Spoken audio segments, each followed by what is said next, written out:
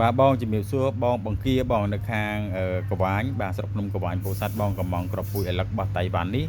ចំនួន3កញ្ចប់បងបាទនេះមួយកញ្ចប់20ក្រាមអញ្ចឹងបងប្អូនដែលមានតម្រូវការចង់ដាំពូជឥឡឹកលឿងអាចពិចារណាជាមួយនឹងគ្រាប់ពូជប្រភេទនេះបានតើតើមួយអត្រាដំណោះតើតើមួយទំហំផ្លែតើតើមួយទិន្នផលធន់ជំងឺធន់អាកាសធាតុបងប្អូននេះពិចារណាជាមួយរបស់តៃវ៉ាន់ណូនយូនេះបងប្អូនបាទមួយកញ្ចប់ហ្នឹងគឺ20ក្រាមបងប្អូនបាទ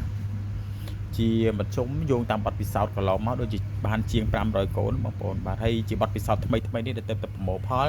ក្នុងមួយកញ្ចប់នេះប្រមូលផលបាន1តោនកន្លះឡើងបងប្អូនបាទ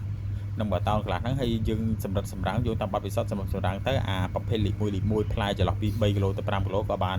1តោនតិចតួចហើយនឹងមានលេខ2លេខ3អីចឹងទៅបងប្អូនសរុបទាំងអស់ចូលគៀក2តោនបងប្អូនបាទក្នុងមួយកញ្ចប់ទេណាបងប្អូនបាទខ្ញុំឃើញកញ្ចប់20ក្រាមអញ្ចឹងណាបងប្អូនបាទដាំបានផលច្រើនហើយទៅមួយលក្ខណៈពិសេសរបស់ឥឡូវនេះសាច់ហាប់សាច់ណែនផ្អែមដិតឆ្ងាញ់សម្បុរលឿងបែបគេហៅបែបស្រាលមិនមែនលឿងផ្កាដងលឿងដិតទេនេះលឿងបែបស្រាលហើយផ្លែវាគឺរបៀបកម្ៅអញ្ចឹងបាទអរគុណបងប្អូនបាទធន់ជំងឺបងប្អូនបាទពិចារណាបានណាបងប្អូនបាទអរគុណជំរាបលាបងប្អូនមានតម្រូវការកំងបាទផ្ញើបានគ្រប់ខេត្តក្រុងបាទ